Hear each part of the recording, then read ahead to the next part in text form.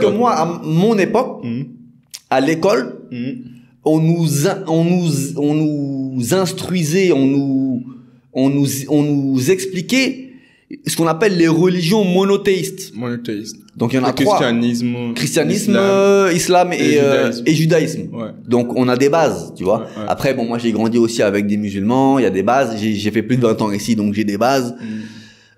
Mais après, tu sais, moi je trouve qu'il y a beaucoup d'hypocrisie. Je suis d'accord. Et dans beaucoup de domaines. Que ça soit religieux, que ça soit civilisationnel, que ça soit professionnel, que ça soit politique. Il y a beaucoup d'hypocrisie. Et on est dans un monde général, c'est pas que le Sénégal, mais en Sénégal en particulier, on est dans un monde de suivisme. Si tu fais pas comme les autres, Ouais. t'es pas bon. Ouais.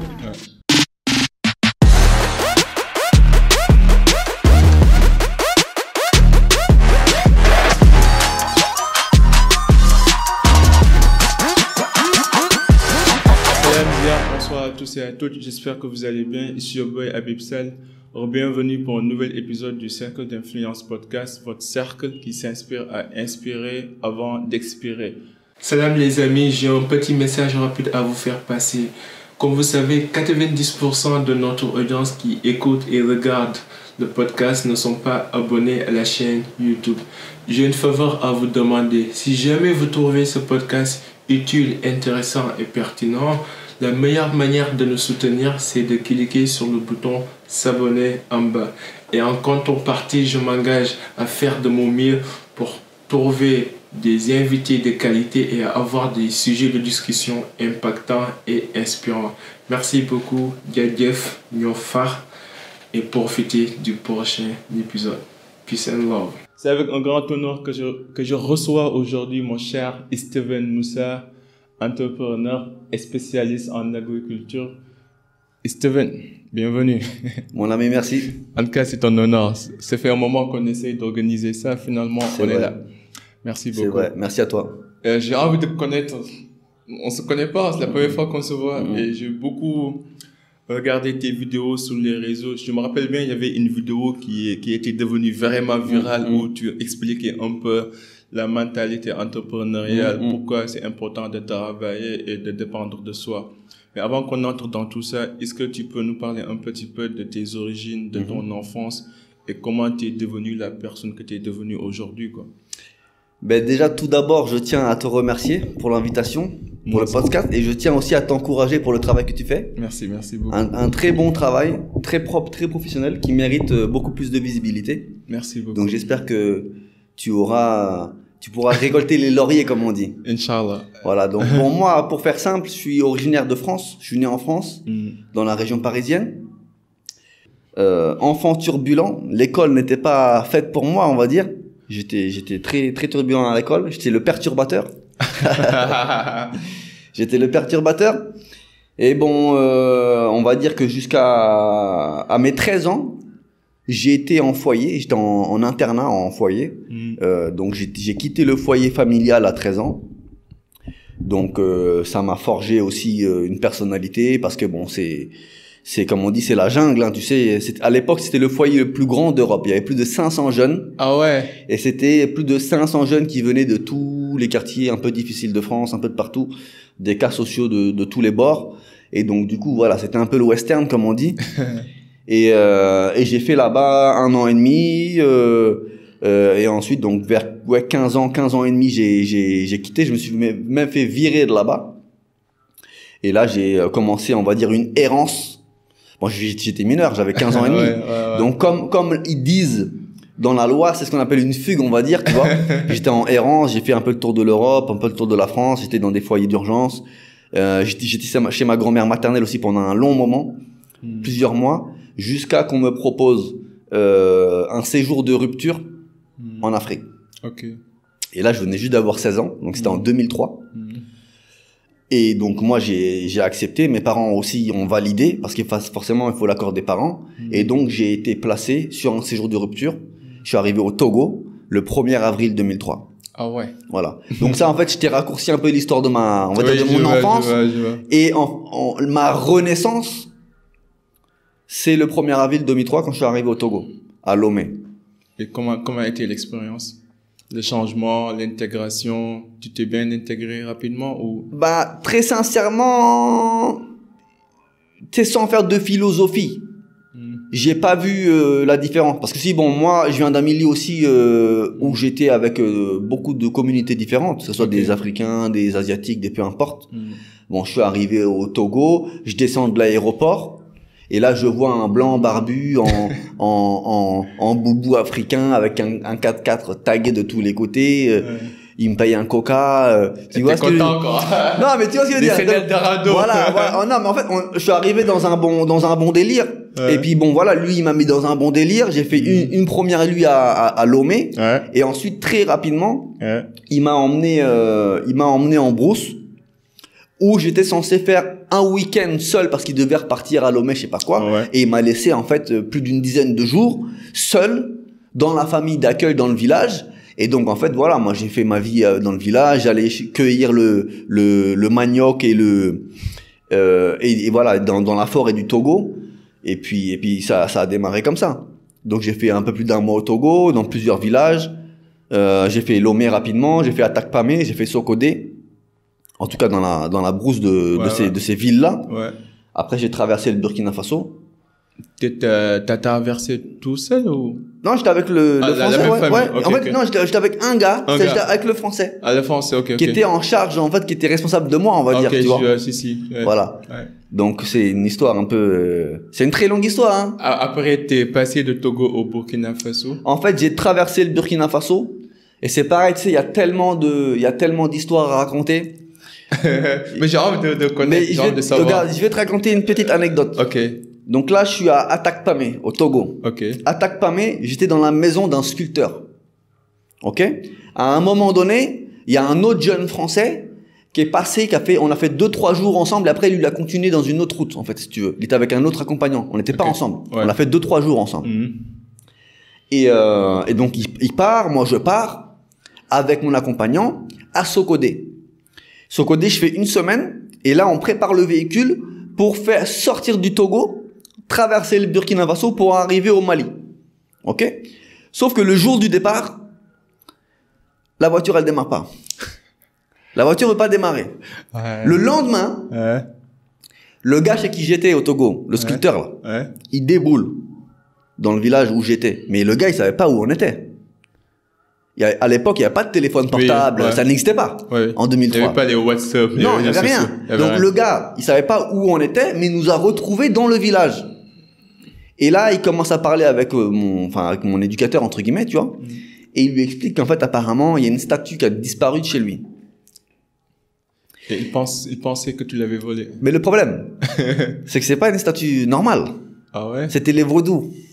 Oh. Tu vois, tu connais les vaudous? Non, je connais pas. Tu sais, pas. c'est les haram, on appelle ça. C'est les statues, les trucs. Ils croient en des statues, tu vois. Ils croient en des statues. C'est des représentations divines, quoi. Selon eux, quoi. C'est ça.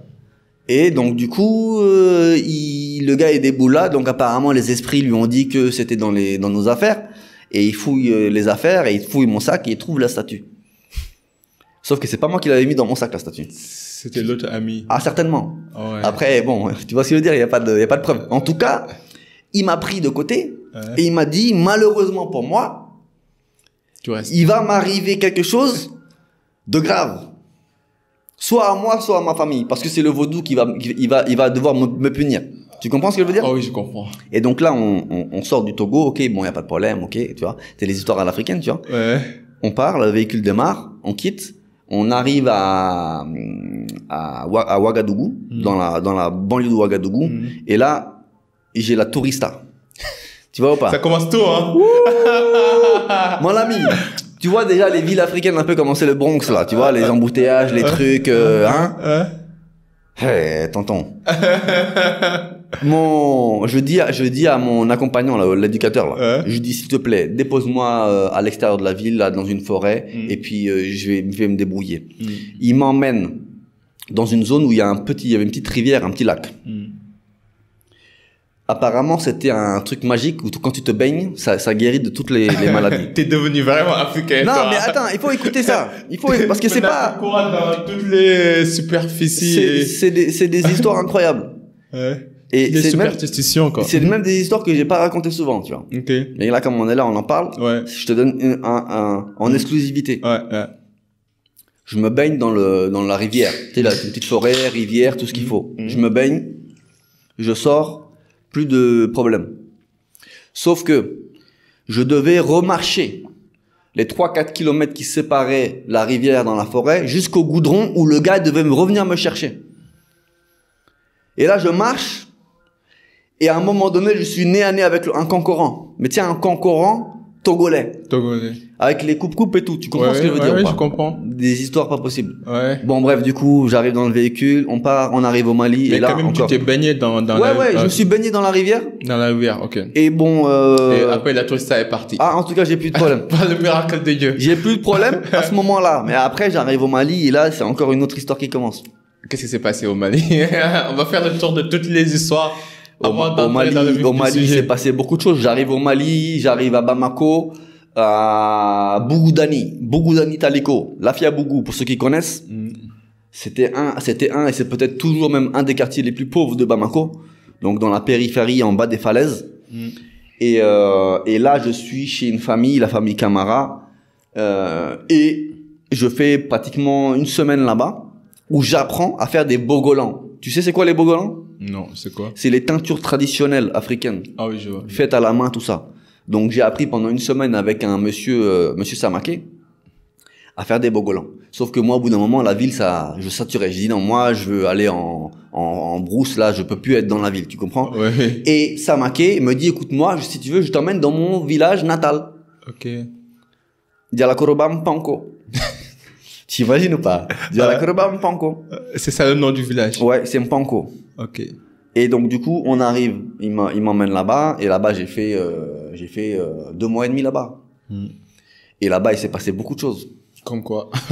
Ben c'est là-bas où est né déjà Moussa Diallo, le fameux Moussa Diallo. T'es passé de Steven à Moussa. Voilà. Ok. Parce que même quand j'arrive au Mali, ils savent pas dire Steven. Au Sénégal, ils savent pas dire Steven, ils disent Steven. Steven, ouais. Mais là-bas, ils savent dire Steven, mais c'est Steveny. Il y a un i à la fin, tu vois ce que je veux dire pas? Et là, je passe de Steveny. Un peu comme Stéphanie, quoi. Voilà, c'est ça, exactement. Tu vois ce que je veux dire? Et donc, du coup, dans le village là-bas, il y a un vieux qui me nomme Moussa Diallo. Maintenant, t'es un peu là, alors. Depuis très longtemps. Depuis très longtemps. Et donc, du coup, voilà, là, c'est là où est né Moussa Diallo. D'où vient mon nom Steven Moussa? Souvent les gens me disent pourquoi Moussa? Ben Moussa, ça vient de là-bas. Ouais. Ça fait plus de 20 ans qu'on m'appelle Moussa. Quand on m'appelle Moussa, je me retourne. Mes propres enfants m'appellent Moussa. Ouais. Donc c'est une très longue histoire. Et c'est là où est né beaucoup de choses. C'est là où est né mon amour entre guillemets pour l'agriculture. Parce qu'il y avait aussi une histoire d'amour avec une petite villageoise de la maison dans laquelle j'étais, avec qui je partais au champ. Et Steven. Non, bon, bref. Mais une histoire d'amour enfantine, tu comprends ce que je veux dire? Voilà. On reste tranquille. Ouais. Donc, je partais au champ les matins avec eux. J'allais récolter les noix de karité au sol. On mettait l'arachide. Je me suis fait piquer par un scorpion. Le marabout, il vient, il m'a fait des incantations pour enlever le venin. Tu vois, bon, plein de choses. Ta vie est un film, hein. J'ai eu le palud cérébral, c'est-à-dire le paludisme le plus grave. Hospitalisé, perfusion, je faisais 30 kilos, je devais être rapatrié en France, j'ai refusé. Pourquoi t'as refusé? Parce que je voulais pas rentrer en France, j'allais faire qu'en France. Ok. Tu vois? À la base, je devais faire 6 mois en Afrique. À la base. Je devais faire 6 mois. Et t'as fini par faire combien d'années? Là, ça fait 21 presque. 21 presque. Mais comment, en fait, tu t'es guéri de la maladie du paludisme cérébral? Bah, en fait, le palud, j'ai eu deux crises d'affilée à 1 mois d'intervalle. Ben, on m'a emmené à Bamako dans une clinique, perfusion, tout le tralala, tu manges pas, tu bois pas, t'as le palud, tu vois. Et j'ai survécu. Et là, j'arrivais à 4 mois de mon séjour. Au début, je devais faire 6 mois. Ok. Et on me dit, ok, bon là, on arrive presque au bout du séjour, on va partir au Sénégal. Ok. Et donc là, on quitte Bamako, zone de Bamako, et on rentre dans le Sénégal. Ok. Et là, on m'amène à Sendou. Je sais pas si tu connais Sendou, à côté de Bargny. Ouais, là, on m'amène à Sendou, dans un petit village de pêcheurs, et j'ai fait pratiquement 1 mois là-bas. Et après, on me dit, voilà, ça, on arrive aux 6 mois, on va te préparer ton retour en France.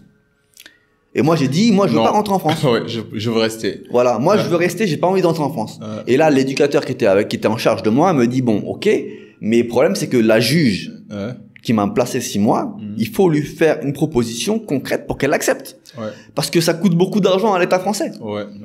Quand tu places un jeune comme ça, c'est la PJJ en fait, c'est la police judiciaire pour les jeunes. Et ça coûte très cher. C'est plus de 500 € par jour. Ah ouais. Pour un jeune, pour la prise en charge. Et donc, c'est le gouvernement qui paye, quoi. C'est le gouvernement qui paye. Donc, et donc j'ai dit, écoute, puisque c'est ça, trouve-moi une formation agricole. Et là, il avait trouvé le centre de formation de Cœur Moussa, à kilomètre 50 Cœur Moussa, à côté de l'abbaye des frères, là. Tu connais le Sénégal mieux que moi. Non, mais quoi. ça c'est le parcours qui fait les choses aussi. Ah ouais, je connais pas tout le Sénégal, mais si, je comprends. quelques parties, on va dire, tu vois. Ouais. Et donc, du coup, ils trouvaient là-bas, mais finalement, il n'y avait pas assez de place, ils pouvaient pas me prendre, mais ils m'ont envoyé derrière Sokone. Ouais. À Cœur Babou Diouf. Donc là, on est entre Sokone et Toubacouta. À Toubacouta. Voilà, c'est ça. Ok. Et j'ai fait là-bas presque 8 mois de formation agro. Donc il y avait la formation, normalement c'est 1 an. Ça devait faire agro, agriculture et élevage. Moi, je voulais pas faire d'élevage. J'ai fait que l'agriculture. Formation de base, on se levait à 5 heures du matin, on portait les sacs de 50 kilos pour aller nourrir les poulets, on allait arroser les trucs, on se bagarrait. Toi, j'ai une cicatrice, bon là on la voit plus parce que j'ai des cheveux, mais j'ai une cicatrice là, coup de bâton à 5 heures du matin. Ouais. Avec un des... Bon, bref, tu vois ce que je veux dire. Tu t'es battu, quoi. Bon, voilà. C'est des histoires pas possibles. Et donc, juste pour clôturer cette histoire-là, je fais ma formation. Là, j'arrive à 17 ans et demi. Et on me dit... Et moi, je demande à rentrer en France pour faire une formation diplômante agricole. Parce que là, c'est une formation... Il n'y a pas de diplôme, tu vois. C'est une formation comme ça, tu vois. Ouais. Et là, il me refuse ça. Parce que j'arrive à ma majorité. Okay. Je suis à quelques mois de mes 18 ans. Et forcément, quand tu as 18 ans, bah, t'es libre. T'es libre, ouais. Et donc, eux, ça les arrange pas. Ils me disent, non, on peut pas, on va attendre tes 18 ans, tu vas avoir ton jugement de majorité. Et après, tu fais ta vie. Et donc, du coup, moi, bon, comme j'avais encore mon comportement un peu turbulent. J'ai dit, si c'est ça, je repars au Mali. Au moins, tu vois ce que je veux dire. Au moins que j'aille voir un peu la famille, tu vois. Ah oui, je vois. Et là, ils refusent parce qu'à l'époque, tu avais les coups d'État, les ATT, et toutes les histoires là-bas. Oui. Et donc, du coup, finalement, on m'a proposé d'aller en Mauritanie. Et donc, j'ai fait 4-5 mois en Mauritanie, à Attar. Ouais. Donc, pareil, ville au milieu du désert. J'étais dans une oued. Une oued, donc c'est un canyon, en fait, une rivière asséchée. Entre deux, c'est un canyon. Dans le canyon. Et là-bas, j'étais censé faire des plantations de vignes sur un champ de cailloux. Ah ouais. Et donc, j'ai fait pratiquement 2-3 mois là-bas à soulever des cailloux, un par un, avec un mec qui était là-bas. On soulevait les cailloux pour libérer de l'espace pour planter des vignes. Et on a fait 500 mètres carrés en 3 mois. Ah ouais. Dans une khayma, une tente mauritanienne, au milieu de nulle part, avec un couple marié un jeune marié qui était là, dans la même tente, tu vois. Donc, c'était un peu le western. Ouais, le western. Et ça a duré combien de temps en Mauritanie? Mauritanie, j'ai fait 5 mois presque, 5 mois. Après, t'es retourné au Sénégal. Et après, j'arrivais à ma majorité. Donc là, je suis rentré en France. J'ai fait mon jugement de majorité. Donc, je suis passé devant le juge au tribunal, 18 ans, truc, etc. Bon, bref. Tu vois. Et là, j'ai été libéré. Et j'ai pas duré longtemps. J'ai dû faire 2 ou 3 mois en France. Donc, région parisienne. Chercher du boulot, etc. Bon, c'est pas facile, tu vois. Oui. Et donc, du coup, finalement, j'ai vu qu'il y avait rien pour moi là-bas. Oui. Et je suis reparti au Sénégal par la route. Par la route. Donc, j'ai fraudé en France, j'ai fraudé les TGV, les trucs pour arriver à la frontière d'Espagne. Ouais. En Espagne, j'ai tenté de frauder, mais là-bas, les policiers, ils blaguent pas. Ouais. Donc, j'ai réussi à tête du stop, du truc pour avancer au fur et à mesure. Ouais. J'arrive au Maroc, pareil. Après, je suis donc traversé du Maroc. Sahara occidental, Mauritanie, je suis reparti chez mes potes à Attar, faire une transition, et après je suis rentré au Sénégal, chez ma famille d'accueil, qui était à Pout à l'époque. Quel parcours. Non, mais c'est très long, je te dis là, des histoires là, on va prendre 10 heures de podcast si mais je dois tout raconter. Franchement, ton parcours, c'est exceptionnel, tu dois écrire un script là, qui va servir de movie, ou même un livre, au pire des cas, un livre qui trace ton parcours et les leçons et les expériences que tu as pu accumuler en ton temps, quoi. J'y pense. Franchement, ce sera une bonne idée. J'y pense. Ouais. Et je fais un appel. Si quelqu'un d'entre vous est qualifié pour rédiger, écrivain ou quoi que ce soit. Tous les réalisateurs de cinéma, les idoles ou je sais pas quoi, là. Moi, je suis pas je suis pas, comment dire, tu sais, m'asseoir, écrire, truc, non. C'est-à-dire que moi, si quelqu'un a les compétences de rédiger pendant que mon toi, parcours, tu racontes tous les soirs, quoi. Il vient chez moi une semaine, et on est ensemble 24 heures sur 24, et lui, il transcrit pour rédiger. Donc là, l'idée, ça serait de faire potentiellement un livre, histoire de partager mon parcours, et après, potentiellement un scénario Netflixable. Ce serait intéressant. Et si tu devais écrire ce livre-là, quel titre donnerais-tu à ce livre? J'y ai déjà pensé. J'ai pensé à... qu'est-ce que j'avais dit déjà? La trajectoire d'une destinée. D'une destinée. Ouais. Okay. Après, est-ce que ça sera un titre qui sera vendable? Ça reste à voir. Le titre, c'est pas le plus important. Tu vois. Est-ce que tu crois en Dieu? Je crois au destin. Ok. Tu crois à une force divine, pas forcément en Dieu, quoi. Je crois au destin. Alors, on m'a posé la question il y a 2-3 jours. On m'a dit, ouais, est-ce que tu crois en Dieu? J'ai dit simplement que moi, étant enfant, j'ai pas eu une éducation religieuse. Ni chrétienne, ni quoi que ce soit. Mais comme je dis souvent, j'ai eu la chance d'être un enfant de la République française. Et nous, à l'époque, maintenant, je sais pas. Parce que maintenant, t'as des transgenres, t'as plein de choses qui se passent. Mais moi, à mon époque... Vous penchez plus vers le progressisme et le postmodernisme. C'est-à-dire que moi, à mon époque, à l'école, on nous instruisait, on nous expliquait ce qu'on appelle les religions monothéistes. Donc il y en a 3. Christianisme, islam et judaïsme. Donc on a des bases, tu vois. Après bon, moi j'ai grandi aussi avec des musulmans, il y a des bases, j'ai fait plus de 20 ans ici donc j'ai des bases. Mais après tu sais moi je trouve que il y a beaucoup d'hypocrisie. Je suis d'accord. Et dans beaucoup de domaines. Que ça soit religieux, que ça soit civilisationnel, que ça soit professionnel, que ça soit politique. Il y a beaucoup d'hypocrisie. Et on est dans un monde généraliste, c'est pas que le Sénégal, mais en Sénégal en particulier, on est dans un monde de suivisme. Si tu fais pas comme les autres, t'es pas bon. Tu suis le taureau, quoi. C'est la mentalité. Voilà. Moi, j'ai vu ici des gens, devant moi, à côté de moi, soi-disant faire la prière musulmane, Allahu Akbar. Mais quand tu les entends, c'est-à-dire même Fatiha, en fait, ils sont là, ils racontent n'importe quoi. Ça pas réciter. C'est juste pour apparaître, quoi. Je suis d'accord. Donc, c'est là où moi, ça me dérange, tu vois. Et puis bon, après, c'est dans le comportement, dans plein de choses. Après, t'as des histoires aussi qui, c'est comme là, récemment, je vois que les Égyptiens, c'est le texte de Jésus, en fait, c'était les Égyptiens il y a 4000 ans avant que Jésus naisse. C'est là qu'aussi, il y a une réalité, en tout cas d'après moi, c'est que les religions aussi, parce qu'une religion qui date d'il y a 2000 ans, de 2024 ans, ou pour les musulmans, c'est 1800 et quelques. Mais l'être humain, il est sur Terre depuis bien plus longtemps. Avant ça, il y avait d'autres choses. Et puis ça permet de maîtriser les populations, ça permet tu vois ce que je veux dire. Après, moi je crois au destin par rapport à mon parcours. Mais avec toutes les expériences, avec tout ce que tu viens de raconter là sur ta vie, penses-tu que il y a forcément quelqu'un qui te protège, qui n'est pas de son monde? Est-ce que tu penses cela?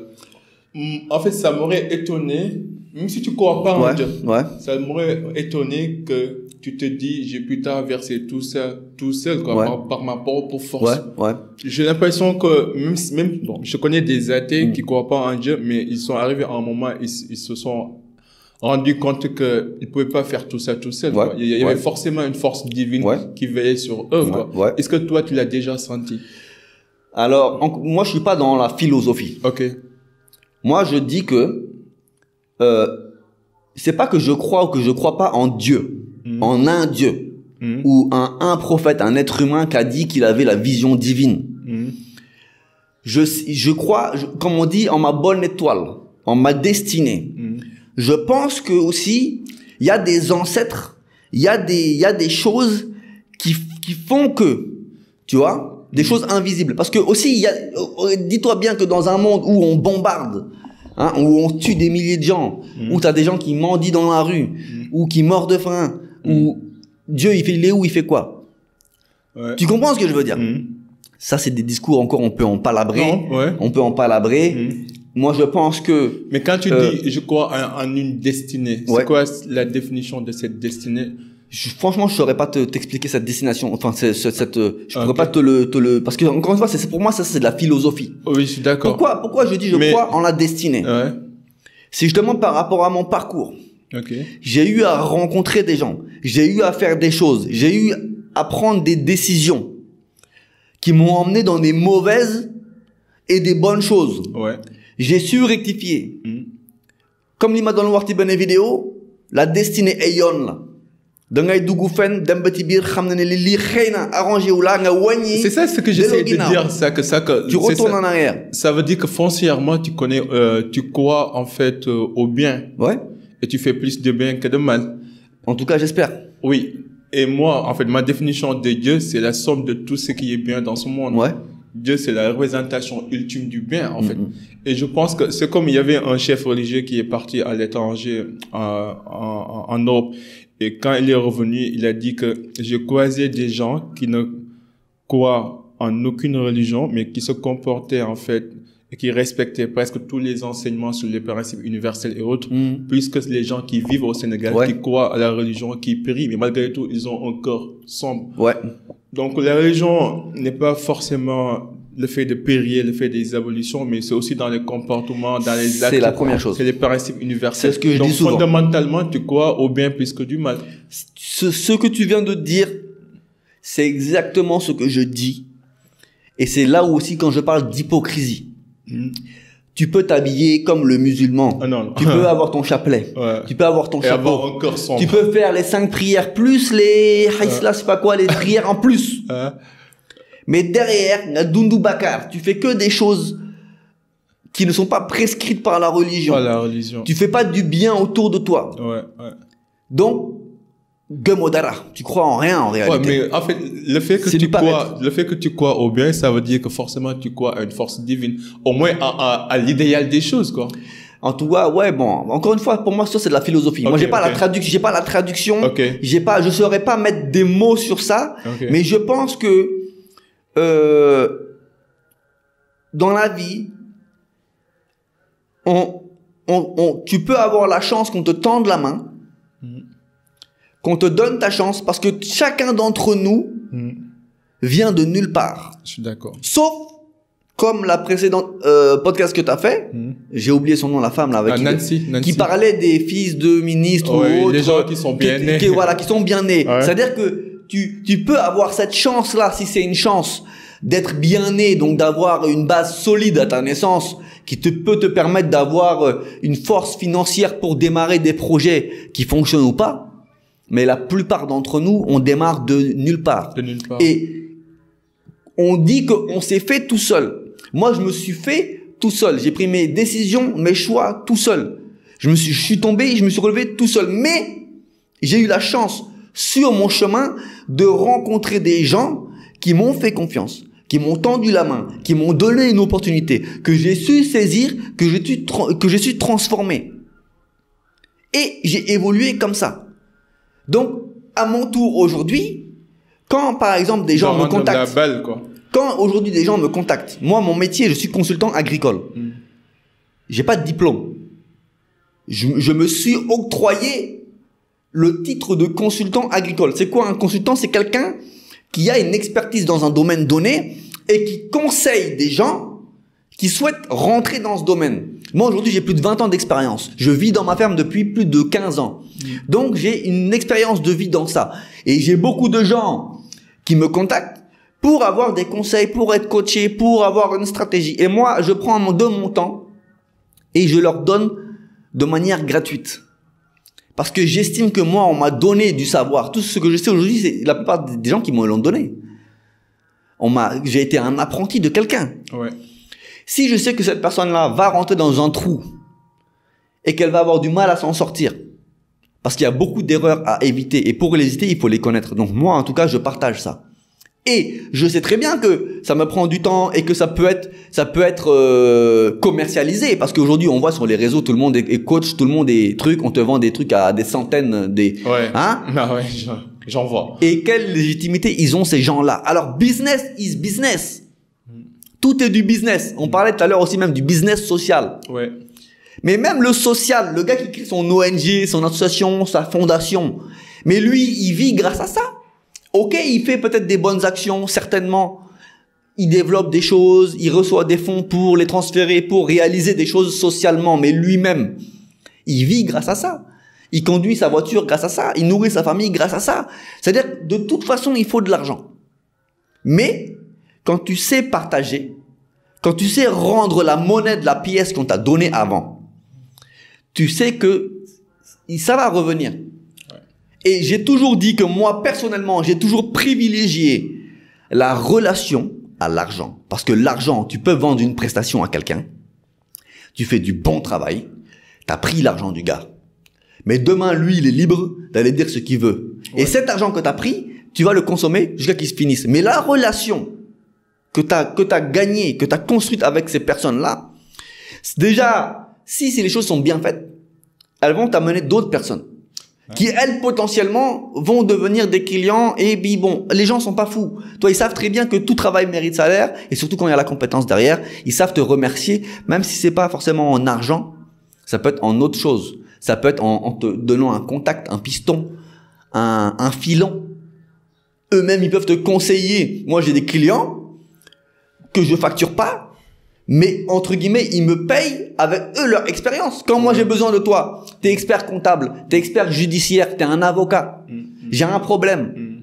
Allô, ouais, mon ami, ça va, parce qu'on garde toujours une bonne relation. Ouais, écoute, là, j'ai un petit problème, qu'est-ce que t'en penses, judiciaire, truc, attends, je te fais ça, bah, prends ce contact-là, il va t'aider. C'est ça, la vie. Ouais. En même temps, la transaction n'est pas forcément uniquement monétaire, en fait. Par Exactement. exemple, les relations mutuellement bénéfiques, ça peut apporter plus que l'argent terre à terre, quoi. Exactement. Et je pense que la meilleure des devises, c'est notre réputation. La meilleure des devises, c'est notre réputation. Et surtout, avec notre génération des réseaux où on peut, comment on appelle ça déjà? C'est-à-dire mentir sur toi, là. J'ai oublié le nom, le nom judiciaire, là. Je sais pas. On peut raconter des histoires sur toi. Et puis ça peut foutre en l'air, mais je prends l'exemple un peu des... Diffamation, quoi. Diffamation. Ouais. Mais regarde aujourd'hui, t'as combien d'histoires d'agression sexuelle, d'attouchement, de viol, on sait de présumé viol. Mais c'est-à-dire, écoute, non mais après, vrai ou faux, mais avec les réseaux sociaux là, on dit quelque chose sur toi, ah il m'a volé de l'argent, ah il m'a conseillé, mais ce qu'il m'a dit c'est pas bon truc. Ouais. Mais en 2 minutes, on peut ternir une réputation que tu as battue pendant 20 ans. C'est exactement ça. C'est exceptionnel. C'est exactement ça. C'est pour ça qu'il faut savoir se limiter. Il faut savoir aussi avoir aussi l'instinct de reconnaître la personne qui fait appel à toi. Et si elle est bienveillante ou pas. Parce que t'as des gens qui sont pas bienveillants.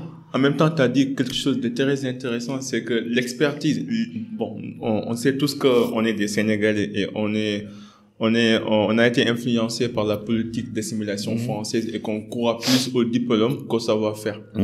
Alors que toi, c'est vrai que, comme tu as dit, tu n'as pas de diplôme, mais tu as un savoir-faire. Ça fait depuis plus de 20 ans que tu es dans le domaine, que tu as pratiqué sur le terrain, tu as eu à résoudre des problèmes, ce qui constitue une bibliothèque d'expérience.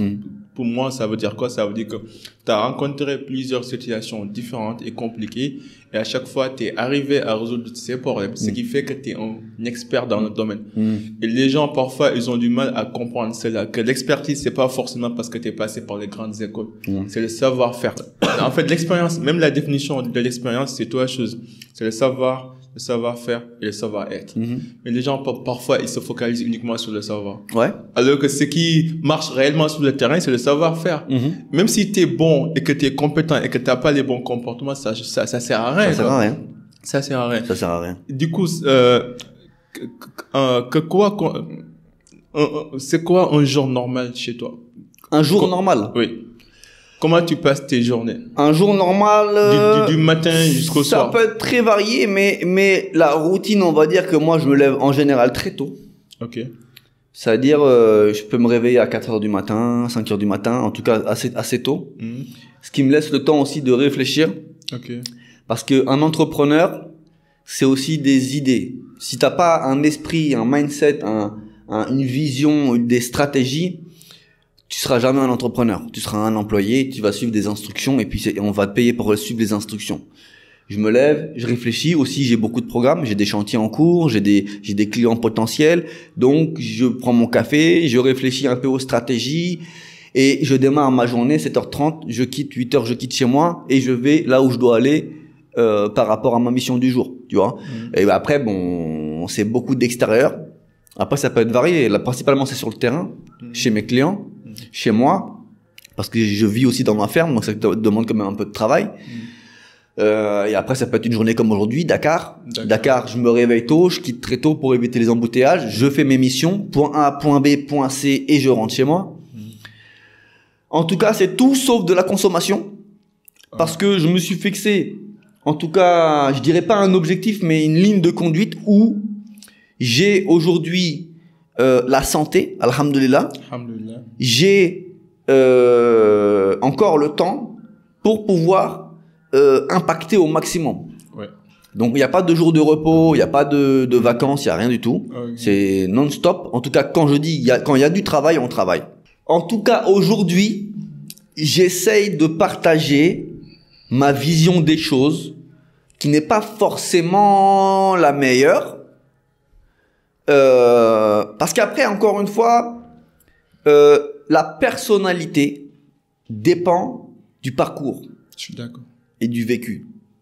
Moi, j'ai eu à dormir dans la rue, j'ai eu à dormir dans des cages d'escalier, j'ai eu à traquer du boulot, à traquer la pièce pour manger mon hamburger. Tu comprends ce que je veux dire? Ouais. C'est ce qu'on appelle j'ai charbonné, ouais. J'ai survécu et dans la dureté depuis l'époque du foyer, l'époque de l'arrivée en Afrique, âge, quoi. Même ici, j'ai toujours été le petit blanc. Où on se moquait de moi, mais c'est une réalité. Ouais. Tu vois ce que je veux dire? On se moquait de moi, le blanc avec son coupe-coupe, qu'est-ce qu'il fait dans la forêt? Tu vois ce que je veux dire? Donc, j'ai toujours, entre guillemets, un peu été seul. Et je me suis construit sur ça. J'ai su aussi à analyser les gens et les personnalités. J'ai su à me protéger. Parce que, comme on dit, tu donnes ça, on te prend ça, sans que tu t'en rendes compte. Je suis quelqu'un de généreux. Mais je sais aussi mettre des limites, tu vois, parce que il y a beaucoup de gens qui abusent et c'est là où je pense que beaucoup font cette erreur, c'est d'être trop généreux jusqu'à oublier son propre intérêt. Ouais. Et l'intérêt, je parle pas d'argent, oui, je parle de se construire d'abord. Et là, je vais même glisser sur un sujet. Porter son masque avant de sauver l'autre. Voilà. Son masque à oxygène. Je dirais plutôt construire ses fondations. Okay. Avant de donner ses briques et son ciment. Et là, j'en parle très souvent. Et d'ailleurs, quand j'en parle, souvent on me dit « Ouais, mais toi t'es blanc, tu comprends pas les Africains, les trucs. » Et pourtant, quelques jours après, j'ai participé à un talk à Sebirotan avec Radisher, qui est une petite sœur à moi, on se connaît depuis plus de 20 ans. Oui. J'étais en formation avec son grand frère Danifal. Donc Radifal, je te salue au passage si tu vois cette vidéo. Et donc j'intervenais devant des jeunes de Sebirotan. Et c'est ce que je disais, c'est que avant d'aider ta famille, parce que si tu commences à travailler ou t'as un truc, faut donner à maman, faut donner à papa, faut gérer tout le monde. Ouais. Et c'est pas ma vision des choses, et c'est pas la vision des choses occidentales. Ouais, c'est ça. C'est-à-dire que moi je pars du principe où on fait pas des enfants pour qu'ils nous prennent en charge. Non. On fait des enfants parce que voilà, on est en couple ou pas, on fait des enfants et on prend en charge nos enfants, on éduque nos enfants, on essaie de les construire, on essaie de partager avec eux notre minimum de connaissances, d'en faire des gens honnêtes, fiables, etc. Après, eux, ils s'envolent, ils font leur vie, ils font leur famille, comme toi, t'as fait ta famille, et après, certainement, quand les parents ont des soucis ou quoi, ou la retraite ou j'en sais rien, là, effectivement, on reste, tu vois, on essaye aider, quoi, mais c'est pas une obligation. C'est pas chez nous, c'est une obligation. Ici, c'est un boulet. Ouais. C'est un boulet, mais c'est un boulet psychologique. Une pression sociale aussi. Mais il y a c'est beaucoup de non-dits, mais encore une fois, on en revient à l'hypocrisie religieuse et tout. Mais là, c'est pareil. C'est parce que c'est bien d'avoir ce discours-là. Ah, ça m'aille, ça, tu vois. C'est bien quand tu dis pas comme les autres, t'es pas bon, t'es mauvais. Donc c'est bien de faire comme les autres. Mais là, c'est psychologique. Et quand moi j'en parle, on me dit je suis un blanc, je suis je suis pas un Africain, je comprends pas. Ça fait plus de 20 ans que je suis là, donc quand même, j'ai la double culture.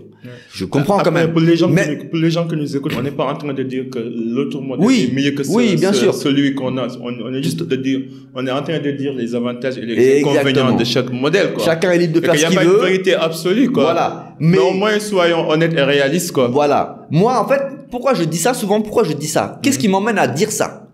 Quand je vois des jeunes, souvent diplômés chômeurs ou diplômés, 20 ans, 25 ans, 30 ans, qui se plaignent, ils se plaignent. Oui, on n'arrive pas à avoir ceci, on n'arrive pas à avoir cela, etc. Mais regarde les causes. Quel choix t'as fait? Moi, j'ai commencé ici à travailler, comme je disais avec Manu Arthur, que je salue aussi au passage. J'ai commencé ici à travailler pour 50 000 francs CFA par mois. Et à l'époque, j'étais dans ma famille d'accueil à Pout et je donnais le sac de riz et le bidon d'huile. Parce que le vieux était décédé. Et j'étais le seul homme de la maison. Et j'avais 18 ans, 19 ans. Et j'étais payé 50 000. Donc je participais. Ouais. Mais, il faut savoir faire des sacrifices. Et le sacrifice principal, c'est de savoir dire, attendez, laissez-moi me construire d'abord. D'abord, ouais. Parce qu'aujourd'hui, moi aussi au Sénégal, je connais beaucoup de cas comme ça, où on appelle le mbam. C'est-à-dire que dans une maison, tu as une dizaine de personnes, tu as un mbam. Tu dois prendre en charge tout le monde. C'est lui qui travaille. Qui fait tout. Qui prend en charge tout le monde. Qui nourrit tout le monde. Et les autres, ils sont là. Et les gars, ils ont 2 bras, 2 jambes. Et ils font rien. Et le pire, c'est que les autres, ils se permettent, en fait, de le critiquer. C'est ça. Et parfois même de lui mettre des bâtons dans les roues. Exactement. Quoi. Ouais. Exactement. Et que quand il part travailler, la belle-fille, enfin, la femme de son frère fait la guerre à la femme du gars qui va travailler. Bref, plein d'histoires pas possibles. Et puis, s'il veut aller habiter, prendre son appartement ailleurs, et bah, c'est, un drame familial. Un drame familial, ouais. Il a changé, Tu sais, j'ai l'habitude de dire souvent au Sénégal, et pas qu'au Sénégal, mais au Sénégal en particulier, parce qu'on est des Sénégalais. Sen feber bunjuk. Moi, gâte xel. Développe. Je vais pas accepter. C'est-à-dire, j'accepte pas, mais bon, je te laisse continuer. Mais vas-y, je te laisse continuer. Ça, c'est ma phrase. Non. C'est-à-dire, sen feber bunjuk, ça veut dire c'est votre première maladie. J'aurais dit Beli Kersa. Pas Gatrel. Genre, ouais. on a peur, en fait, de décevoir les autres. De telle sorte que parfois, on se met dans des situations. Mais quand je dis ça, c'est pas par rapport au mbam. C'est pas par rapport à celui qui subit. Ouais. C'est par rapport aux autres. Ok. D'être dénigré, mais moi je vois des, après, heureusement ça change, heureusement il y a des gens qui se développent, etc. Nous, notre génération, quand on fait des enfants, on a un autre comportement avec eux. Ouais. Mais quand tu vois dans des familles, ou même dans la rue, où la mère, souvent le père on le voit pas. C'est les femmes qui sont au truc. Le père, on sait pas où il est, mais il fait ce qu'il a à faire. Ouais.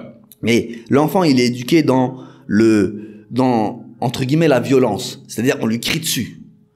On le tape. Moi, je vois des enfants de 2 ans, 3 ans, ils ont rien fait de spécial, ils ont fait tomber leur bonbon. Ah, là-bas. Oui, va là-bas, tu vois? C'est-à-dire, cet enfant-là, il se construit comment?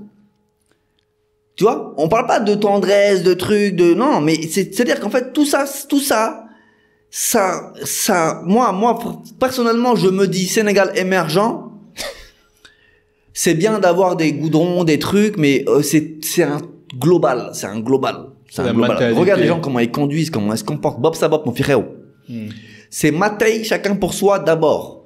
Et personne, il y a des règles. Déjà, personne connaît les règles. La plupart ne connaissent pas les règles. Alors, je te parle même pas de les respecter. Que ce soit sur le code de la route, que ce soit plein de choses. Après, encore une fois, chacun est libre de faire ce qu'il fait. Chacun éduque ses enfants comme il veut. Chacun fait ce qu'il veut. Mais pour revenir au discours, à la discussion de base, c'est-à-dire que moi, le premier conseil que je donne à un jeune qui démarre sa vie d'adulte, sa vie professionnelle, c'est avant d'être le bon, construis-toi. Économise et essaye d'avoir un objectif. Fixe-toi. Moi, par exemple, je donne mon exemple. Moi, je suis arrivé ici à 16 ans, en Afrique. Je suis arrivé à 16 ans. À 18 ans, j'ai eu ma liberté. Je suis revenu ici parce que j'avais mes bases ici, j'avais ma formation ici, j'avais ma famille d'accueil ici. Et là-bas, j'avais rien d'autre que pas beaucoup de potentiel. Et qu'est-ce que je voulais dire? Et donc, je me suis très rapidement mis une stratégie en tête. Je dis, bon, il faut que je me marie. Il faut que je fonde une famille. Pourquoi? Tu t'es marié à quel âge? Je me suis marié à 21 ans. Ok. Avec une Malienne, tu me disais. Une Sénégalaise, à l'époque. Okay. Après, bon, on a fait 10 ans de mariage, on s'est séparés avec 3 enfants, et après, je me suis remarié avec une Malienne, avec qui actuellement j'ai aussi 3 enfants. T'es chaud, hein? Bon, c'est pas de ma faute, hein. Comme on dit, c'est Dieu qui donne.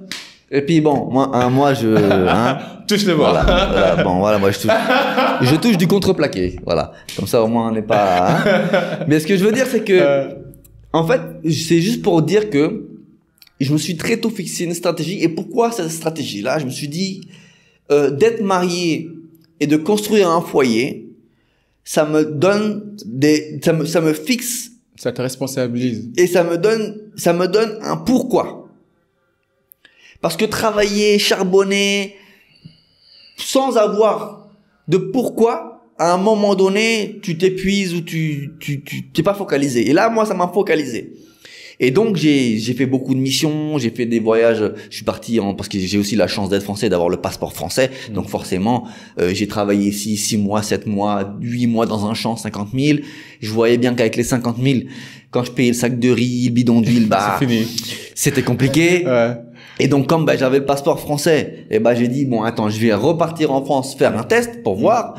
Je suis reparti à Paris, j'ai travaillé à Pigalle, souvent les gens connaissent Pigalle, j'ai travaillé dans un restaurant à Pigalle, je lavais la vaisselle pour 50 € la journée. C'est-à-dire qu'il fallait venir le matin, travailler le matin, il y avait une pause le midi, il fallait revenir le soir et il fallait que je prenne le dernier RER pour rentrer dans la banlieue. En 2005, pleine émeute, je me rappelle comme c'était hier, c'était les émeutes d'Hongrie. Bref, j'ai fait 3 mois, j'en pouvais plus, je suis reparti avec quoi? J'avais peut-être 1 million. Pareil, je suis reparti par la route. Je suis revenu ici avec 1 million. 1 million, c'est rien. Mais 1 million, j'avais mis 1 million moins ce que je dépensais pour venir. Il me restait peut-être 600, 700 000. Ouais. Et là, j'avais un pote, je lui dis, ouais, j'aimerais bien acheter une parcelle. Parce que moi, à l'époque, je vivais chez ma belle famille. Ouais. Ma famille d'accueil. Je dis, moi, j'aimerais bien acheter une parcelle. Tu sais, à l'époque, une parcelle, ça coûtait 300 000, 400 000. C'était pas cher, ouais. Et là, mon ami, mais toi, c'est là où le destin est important. Et là, mon ami me dit, non, toi, il te faut pas une parcelle. Il te faut un gros terrain. Il te faut un champ. Un champ. Et il me dit, tu sais quoi? En fait, parce que lui, il vendait des parcelles, mon pote. Il vendait des parcelles, il avait un champ qu'il a coupé, il a morcelé, il vendait des parcelles. Donc c'était un peu à l'écart de Pout, en fait, en périphérie. Et il me dit, tu sais quoi? Moi, j'ai acheté il y a pas longtemps un champ. Et si tu veux, je te le revends au prix que je l'ai acheté. Je l'ai acheté 600 000, c'était 6 000 mètres carrés. Un peu après Pout, à 2-3 km de Pout. À Khay, plus précisément, Khay. Et donc, du coup, il m'a revendu son terrain. J'ai acheté son terrain, 600 000, sauf que maintenant, j'avais plus d'argent. Et là, je bricolais, je faisais des petits travaux à droite à gauche, à Pout, etc. T'es un bon businessman, quoi. Non, mais, tu mets tout dans le même panier. Je taquine. Non, tu vois ce que je veux dire. Mais attention. Mais c'est le destin, comme t'as dit. Mais là, ça a aussi fixé un deuxième objectif. Et donc, j'ai fait plusieurs mois, 4, 5, 6 mois, pareil. Et après, je me suis rassis, j'ai dit non. Faut que je reparte en France, chercher de l'argent, mais faut que j'arrête de laver la vaisselle. Parce que j'étais quand même, il y avait une formation quand même agro, etc. Je dis, mais parce que forcément là-bas, tu cherches du boulot, bon. C'est compliqué. T'as 18 ans, 19 ans, compliqué. Donc tu fais ce qu'on te donne. Et là, entre-temps, à Sendou, c'est encore une histoire incroyable. Je suis à Pout. Dans notre famille, il y avait un grand marabout, Yoro Diallo. Si certains d'entre eux le connaissent. Il a quitté ce monde depuis quelques années. Un très grand marabout. Je vais le voir, je lui explique, il voit que c'est compliqué. Il me dit, un sacrifice. L'Africain. Non, Damané. Il me dit, tu dois marcher avec tes pieds, tu dois marcher jusqu'à la mer. Le lendemain, je mets mes chaussures et je marche, je prends la route nationale là de Pout, c'est kilomètre 50, c'est Birotan, et je marche. Et là, j'arrive en face de Bargny où il y a la bifurcation qui va à Sendou. Parce que je connaissais en fait Sendou avant, j'étais déjà allé là-bas. Donc c'était comme je connaissais la route, je continue, je marche et là, je suis sur la route, donc c'est un petit goudron qui va à Sendou, Minam Sendou, et là, je vois la mer. Je la vois au loin, quoi, je vois l'eau. Ouais. Et je continue de marcher. Et là, il y a une charrette avec un bam là, un âne. Il y a une charrette qui me double. Et sur la charrette, il y avait un blanc assis, donc de dos à l'âne, et donc il passe devant moi, il était face à moi, le blanc. Ok. Forcément, tu vois, je vois un blanc, tout ça. Ouais. Tu comprends ce que je veux dire? Ça match, quoi. On commence à C'est pas que parler, ça quoi. match, c'est pas que ça match, mais je veux te dire, ouais, ça. voilà, tu sais, moi, je suis quelqu'un d'assez ouvert et assez Oui, je suis tchatcheur. d'accord. Quand je en fait. vais, T'es je curieux, vais. tu vas te dire, Voilà. qu'est-ce que tu fais là, quoi. Moi, je vais à la rencontre des gens. Ouais. Et donc là, je vois un blanc et tout. Je dis, ah ouais, ça va, truc, ah, tu vas où? Ah, je vais là, j'habite là, je sais pas quoi, truc. Et là, je monte sur la charrette avec lui. Je commence à tchatcher. Je rentre chez lui. Il voit que je suis fatigué, il me donne de l'eau. Vas-y, attends, après, on va manger, etc. Et là, on commence à tchatcher, à discuter. Et je lui explique. Il dit, vas-y, moi, je suis à Pout, tout ça, agriculture, truc, voilà. Et je vais pas expliquer l'histoire du marabout, tout ça. Non, c'est sûr, c'est sûr. Et en fait, le gars, il me dit, ah, mais tu sais quoi, moi, derrière la maison, j'ai un petit jardin et j'aimerais bien développer un potager. Et ça, c'était ton premier marché, quoi. Et du coup, on a commencé comme ça. Ok. Et le gars, il me payait pas. Il me logeait et il me donnait à manger. Nourri, logé. Ok. Mais j'étais pas salarié. Il y avait pas de salaire. Et j'ai fait 1 mois, 2 mois. Après, lui, il accueillait des groupes de Français en vacances. Et du coup, comme moi, je connaissais un peu le Sénégal, je parlais un peu le Wolof. À l'époque, pas beaucoup, mais je parlais un peu le Wolof. Du coup, j'accompagnais certains de ces invités. Ouais. Comme, entre guillemets, un guide. Un guide, ouais. Et dans ces gens-là, j'ai eu à accompagner un groupe de filles, dont une fille, Solène Bescon, si tu regardes aussi peut-être cette vidéo, qui, elle, était basée à Rennes. Et elle me dit, avant de partir, ça c'était bien longtemps avant, hein, elle me dit, un jour, si tu viens en France, viens à Rennes, tu viens chez moi. Et donc là, je repense à elle, je dis, tu sais quoi, j'ai eu son contact via mon gars, on était toujours en relation, je la contacte, je dis, vas-y, je vais venir en France, t'es à Rennes, c'est bon, il y a une place, il y a un matelas pour moi, vas-y, bim bam boum. Je déboule à Rennes. En 2 jours, je trouve un boulot à Truffaut. Tu connais Truffaut? Non, je connais. C'est les jardineries qui vendent des fleurs, là. Ok. Et là, je suis un peu plus dans mon domaine. Ouais. Et en plus, en tant que vendeur, dans la tchatch. Et en plus, ils m'ont donné l'entretien du parking. Oh, super. Petit contrat, 3 mois, 1000 € par mois, moins le poulet, moins le truc. Donc, je suis revenu ici avec 2000 et quelques euros. J'ai augmenté mon terrain, je passe de 6000 mètres carrés à 10 000 mètres carrés. Je commence un truc. En même temps, je lance une pépinière dans ma belle famille. Et là, pareil, 6 mois, 7 mois, il n'y a plus d'argent. Donc, j'ai dit, bon, je repars. Et là, c'est 2005, 2006. À toi, là. 2005, 2006. Et là, on était en hiver. Et j'étais à Pout. Et je me dis, bon, là, on est en hiver. Les jardins en hiver, il n'y a rien. Y a rien. Où est-ce que je peux avoir du boulot en hiver? Au Sénégal. Non, en France. En France, ok. Et je me dis, station de ski, mon gars. Station de ski. C'est les stations. Là, on était au mois de novembre, genre. Ouais. Et tu sais quoi, j'ai pris un billet d'avion pour Nice. J'arrive à Nice, je connaissais personne. J'ai fait 2-3 jours dans la rue à Nice à traquer, truc, à me renseigner. Il y a une station de ski qui est directe avec un bus. Pour 1 €, t'arrives à la station de ski. Isola 2000. Je monte dans le bus, je gratte 1 € parce que j'avais pas d'argent, hein. Il faut bien comprendre que j'avais pas d'argent. J'avais mon sac à dos et puis c'est tout. Pas 1 € en poche. Donc, je grattais un hamburger, 1 €, 50 centimes. Et là, je monte dans le bus et je déboule à Isola 2000. Il y avait de la neige partout. J'étais en basket, en truc, et je commence à traquer. Restaurant, les trucs, tu vois. Et là, par contre, le problème, c'est que la saison n'avait pas encore démarré. On était en pré-saison. Donc, les mecs, ils voulaient pas employer, tu vois. Ok. Et là, je marche, je fais le tour. Jusqu'à je vois, en fait, c'est un bâtiment un peu en U. Et t'as la piste qui arrive au milieu du U. Ok. Et je fais tout le bâtiment, comme un centre commercial, et je trouve rien. Tout le monde me dit non, non, non. Ça, je commence à décourager, tu vois. Et je vois au milieu de la piste, il y avait un petit chalet. Vas-y, je vais dans le chalet. Tu vas dans le chalet. Je vais dans le chalet, c'était un restaurant. Et pareil, ils étaient en train de bricoler, les gens. Et je vois une femme assise, voilà, bonjour, je commence à tchatcher, truc. J'avais mon sac à dos, j'avais mes quelques papiers sénégalais, bricole, un peu mon CV, entre guillemets. Et je commence à tchatcher, je lui explique, voilà, je viens du Sénégal, bim, bam, bam, truc. Elle me dit, tu sais quoi, je t'apprécie. Déjà, tu vas t'asseoir et tu vas manger. Elle me sert un plat, je mange. Elle me dit, tu sais quoi, moi, je peux pas te payer, mais je peux te loger. Ah, c'est cool. Mais en échange, tu vas laver la vaisselle. Et j'ai dit banco. Et là, j'ai commencé comme ça avec elle. Donc, elle me logeait, je lavais la vaisselle dans le restaurant, et après, elle m'a pistonné chez les autres. Alors j'ai réparé des transats, j'ai fait des bricolages, et après je me suis retrouvé à faire des crêpes. J'étais le crêpier du truc. Tu vois ce que je veux dire ou pas? L'homme aux 12 métiers, quoi. Ah, c'est mal. Mais si on doit écrire un livre, des histoires, Ah ouais, ta vie est exceptionnelle. Et le problème, c'est que j'étais logé par la patronne, mais j'étais logé en colocation avec son chef de cuisine, qui était un alcoolique, qui venait de divorcer. Ah ouais. Le mix parfait du chaos, quoi. Mais tu vois l'appartement, le studio dans une station de ski là, c'est un couloir. Ouais. Donc t'as le lit, t'as la salle de bain, et entre le lit et le mur t'as 1 mètre. Et donc moi je dormais sur la moquette, par terre, parce que forcément le lit c'est pour le chef. Tu comprends ce que je veux dire? Moi j'étais par terre. Un soir il déboule, bourré, en mode ouais, tu vas payer le loyer, 500 €. Aïe aïe aïe. Je dis. Et j'ai dit chef, là l'appartement là, c'est la patronne qui m'a mis là-bas, tout ça. Moi je commence à calmer les choses parce que le mec il était bourré et il m'a chassé de la baraque en pleine nuit. Donc je suis allé dans l'appartement des collègues, etc. Et le lendemain matin, je vais voir la patronne, je lui explique la situation pour qui je faisais des crêpes et je lui dis écoute, les collègues ils m'ont hébergé. En fait t'as un studio, t'as 2 canapés dans un salon et t'as un lit superposé. Donc t'as 4 places. Ouais. Et c'était 2 dedans.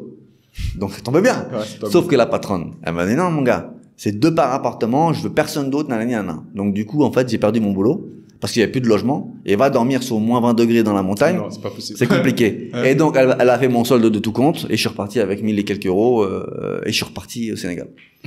En fait la base est toujours le Sénégal. Ouais. Quand ça tourne mal, on revient au Sénégal. Non, c'est pas question que ça moi l'objectif c'est ça. Ouais. Et juste, je vais remonter encore. Toi, là, on est en 2006. 2007. Tu remontes encore. 2007. Ouais. Je dis, c'est fini de laver la vaisselle, de faire des crêpes. Il faut que je trouve quelque chose dans mon domaine. Et là, en l'occurrence, les espaces verts. Alors, je suis au Sénégal, où je vendais mes pépinières, je faisais mon petit bricolage. Et je dis, où est-ce que je peux trouver du boulot dans mon domaine? Espaces verts, les jardins. C'est la Costa d'Azura, la Côte d'Azur. Et comme le Nice, je connaissais un peu Nice, les rues de Nice, et ben je repars à Nice en 2007. Là, je vais te dire quelque chose. J'ai fait plus de 10 jours dans la rue. J'avais 19-20 ans. J'ai fait plus de 10 jours dans la rue. J'arrive à Nice. Je connaissais personne. J'ai pas de famille, j'ai rien du tout. J'ai pas d'argent. Donc, la nuit arrive, tu dors dans une cage d'escalier, tu squattes à droite, à gauche, et j'ai fait Nice, Menton, Villeneuve-Loubet, toutes les villes, à traquer, à tchatcher, et je trouve rien. Et je vais à Monaco. Pas loin de Cannes. C'est dans la zone. Ouais. J'arrive à Monaco. Monaco, c'est cher. Mais le problème, c'est que Monaco, et moi, je savais pas, moi, je commence à traquer, à rentrer dans les buildings, dans le truc, je cherche du boulot, bonjour, je cherche du boulot. Les mecs, ils me disent non. Ici, est-ce que tu as un permis? Parce que Monaco, c'est pas la France. Oui, Monaco, il faut un permis de travail. C'est une principauté, en fait. Voilà. Ouais. Il faut un permis de travail. Ouais. Donc, du coup, je traque jusqu'à 2-3. On me dit non, il faut un permis. Donc, du coup, là, je suis découragé. Et il y a un grand parc à l'intérieur de Monaco, des bancs. Donc, je rentre dans le parc, tout ça. Il y a un banc, il y a une femme qui est assise sur le banc. Bon, je viens, je m'assois. Je suis découragé.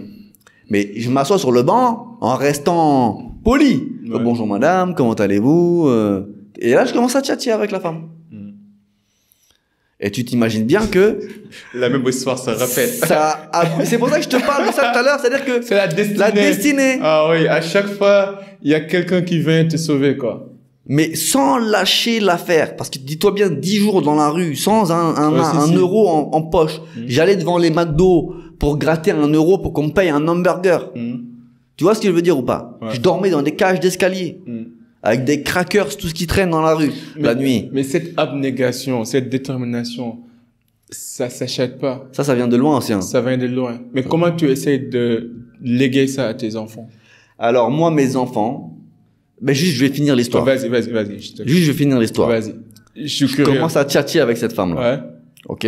Et je lui explique encore une fois le même scénario. Voilà, je viens du Sénégal, je suis dans le domaine agricole, je cherche du boulot pour faire un peu d'argent, etc. Et là, elle me dit, écoute, tu tombes bien parce que je cherche quelqu'un dans un arboretum, c'est un parc dans la montagne où il y a beaucoup de variétés d'arbres différents pour préserver des espèces en disparition. Elle m'explique en fait le prince de Monaco, c'est un des premiers mécènes C'est lui qui finance en gros le truc. Ouais. Et elle me dit, ouais, mais par contre, c'est un mi-temps, etc. Est-ce que ça va aller? Je dis, écoute-moi, tu me donnes quelque chose, je prends. Ouais. Pas de souci. Ouais. Et là, elle m'emmène chez elle. Je prends ma douche, elle me donne à manger. Ouais. Et elle m'emmène dans la montagne. Donc là, on sort de Monaco, on rentre dans la montagne, mais très loin dans la montagne. Elle m'emmène dans un petit village, No Man's Land. C'est-à-dire qu'il n'y avait pas d'habitants. Il y avait 2-3 vieux, mais il n'y a pas d'habitants. Il n'y a pas de vie. Ouais. Elle m'emmène dans le truc.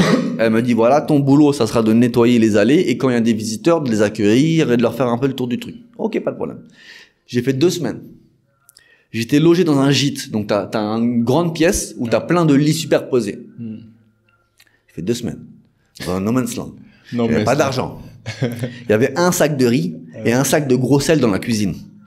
Donc, j'ai mangé du riz blanc pendant une dizaine de jours. Parce qu'après, il y a un mec, un Italien qui est venu, je sais pas quoi, baba cool, qui mangeait que des trucs bio. Il avait des biscuits, des trucs. Donc, forcément, je lui grattais des biscuits. À un bout d'un moment, j'arrivais à fatiguer, tu vois. Et puis, le problème, c'est que t'es 24 heures sur 24 sur place, mais t'es payé 600 € par mois parce que t'es à 14 heures, genre, tu vois, enfin 14 heures par semaine. T'es pas un plein temps. Et là, j'appelle la femme. Je dis vraiment, je vous remercie, tout ça, c'est vraiment une opportunité, tout ça. Mais là, je peux pas. Là, c'est No Man's Land, il y a rien, et puis j'ai pas d'autres opportunités que ça. Ouais. Elle me dit, ouais, je comprends, je m'en doutais, t'es jeune et tout, c'est compliqué. Laisse-moi 2 jours, je vais essayer de trouver une solution. Ouais. 2 jours plus tard, elle m'appelle, elle me dit, demain, tu prends le premier bus qui redescend à Nice, t'as rendez-vous à Saint-Paul-de-Vence, dans un hôtel qui s'appelle le Madartini. Ok, je fais mon sac, le lendemain, je prends le bus, bam, bim, bam, boum, j'arrive. Et là, je connais personne, je connais rien, hein, c'est la première fois que j'y vais. Hein. Ouais. Et j'arrive, le Madartini, palace, sur 17 hectares, des jardins partout, et le directeur m'accueille.